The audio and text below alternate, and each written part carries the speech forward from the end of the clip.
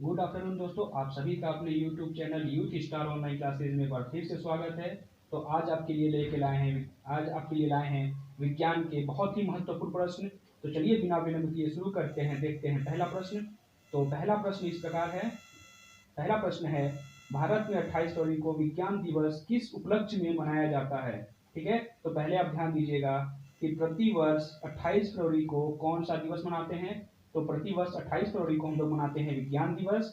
ठीक है, और किसके उपलक्ष्य में मनाते हैं। तो इसी दिन सीवी रमन द्वारा रमन प्रभाव की खोज करने के दिन के उपलक्ष्य में मनाते हैं। ठीक, यानी कि सीवी रमन ने इसी दिन रमन प्रभाव की खोज की थी, जिसके उपलक्ष्य में हम लोग प्रति वर्ष क्या मनाते हैं, विज्ञान दिवस। और किस दिन, तो 28 फरवरी को। सीवी रमन का पूरा नाम है चंद्रशेखर वेंकट रमन। अगला प्रश्न है, यहाँ पे होगा 7। ठीक है, इसके बाद है 7 नवंबर 1800 यानी 7 नवंबर 1888। ठीक है, 7 नवंबर 1888 में भारत के किस महान वैज्ञानिक का जन्म हुआ, या इस दिन किसका जन्मदिन मनाते हैं। तो 7 नवंबर 1888 को मनाते हैं सीवी रमन का जन्मदिन। अगला प्रश्न है, आयोडीन युक्त नमक का प्रयोग किस बीमारी की रोकथाम के लिए किया जाता है। ठीक है, आयोडीन युक्त नमक का प्रयोग किस बीमारी के रोकथाम के लिए किया जाता है। तो उसका सही जवाब होगा गलगंड। ठीक है, गलगंड एक बीमारी है। ठीक है, इस बीमारी को दूर करने के लिए हम लोग आयोडीन युक्त नमक का प्रयोग करते हैं। अगला प्रश्न है, विद्युत मोटर का कार्य क्या है। तो जो विद्युत मोटर होता है वो विद्युत ऊर्जा को यांत्रिक ऊर्जा में रूपांतरित करता है। किस ऊर्जा को, तो विद्युत ऊर्जा को किस ऊर्जा में, तो यांत्रिक ऊर्जा में रूपांतरित करता है। अगला प्रश्न है, हरे पौधों में प्रकाश संश्लेषण की इकाई क्या कहलाती है। तो जो हरे पौधे होते हैं, जो उनमें प्रकाश संश्लेषण की क्रिया होती है, उसकी इकाई को हम लोग कहते हैं क्वांटासोम। क्या कहते हैं, क्वांटासोम। अगला प्रश्न है, पृथ्वी का औसत घनत्व क्या है। तो पृथ्वी का औसत घनत्व है 5.5 ग्राम प्रति घन सेंटीमीटर। अगला प्रश्न है, पौधों में वाष्पोत्सर्जन दर के निर्धारण के लिए किस यंत्र का प्रयोग करते हैं। तो पौधों में वाष्पोत्सर्जन दर के निर्धारण के लिए हम लोग पैटोमीटर यंत्र का उपयोग करते हैं। किसका, फोटोमीटर का।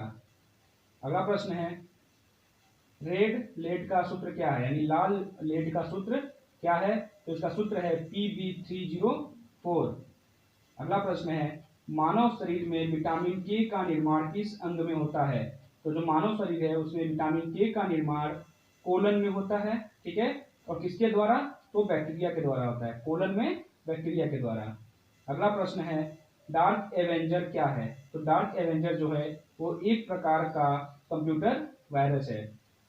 अगला प्रश्न है, फाइकोलॉजी के तहत विज्ञान की किस शाखा का अध्ययन करते हैं। तो फाइकोलॉजी के तहत विज्ञान के शैवाल शाखा का हम लोग अध्ययन करते हैं। अगला प्रश्न है, किस विटामिन में कोबाल्ट पाया जाता है। तो विटामिन B12 में कोबाल्ट पाया जाता है। अगला प्रश्न है, मेनिंजाइटिस, जिसको हिंदी में कहते हैं तालिका शोध नामक रोग में शरीर का कौन सा अंग प्रभावित हो जाता है। तो मेनिंजाइटिस में मस्तिष्क जो है, ठीक है, वो प्रभावित होता है।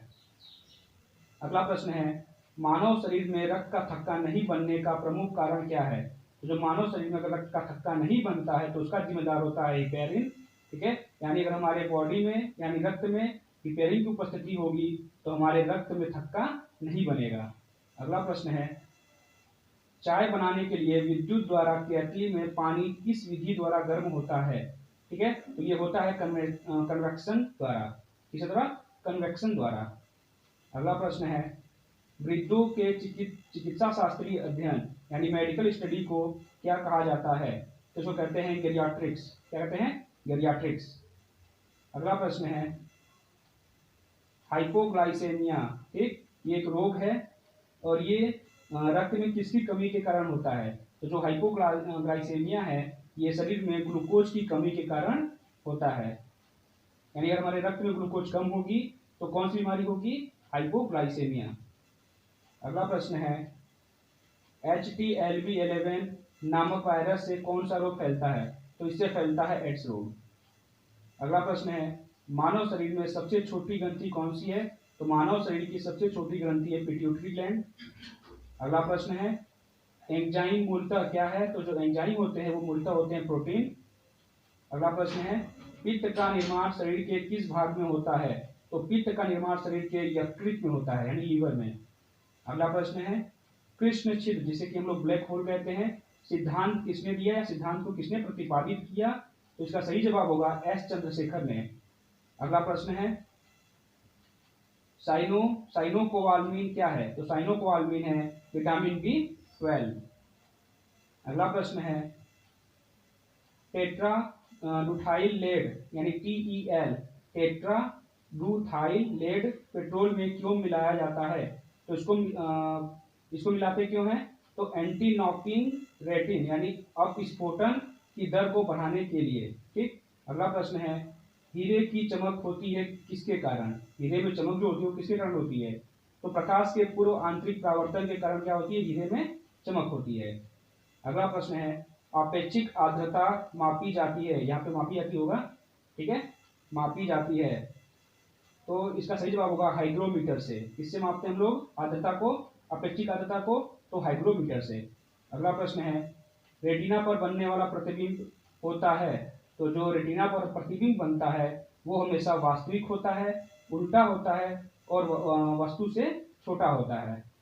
अगला प्रश्न है पोलियो का टीका सर्वप्रथम किसने तैयार किया था, तो पोलियो का टीका सबसे पहले जोन्स साल्कने ने तैयार किया था। ठीक। अगला प्रश्न है गोबर गैस का प्रमुख संगठक क्या है, गोबर गैस का प्रमुख संगठक है मीथेन। क्या जवाब होगा आपका, सही जवाब मीथेन होगा। अगला प्रश्न है हरे पौधों में प्रकाश संश्लेषण की इकाई क्या कहलाती है, तो हरे पौधों में प्रकाश संश्लेषण की इकाई को हम लोग क्वांटोसोम कहते हैं। अगला प्रश्न है न्यूटन प्रति किग्रा किस भौतिक राशि का मात्रक है, तो न्यूटन प्रति किग्रा जो है वो त्वरण का मात्रक है। अगला प्रश्न है गायटर नामक रोग शरीर में किसकी कमी के कारण होता है, तो गायटर नामक रोग शरीर में आयोडीन की कमी के कारण होता है। अगला प्रश्न है वायरोलॉजी में किसका अध्ययन किया जाता है, तो वायरोलॉजी में विषाणुओं का अध्ययन किया जाता है, यानी वायरस का अध्ययन करते हैं। अगला प्रश्न है विटामिन सी का रासायनिक नाम क्या है, तो विटामिन सी का रासायनिक नाम है एस्कॉर्बिक एसिड।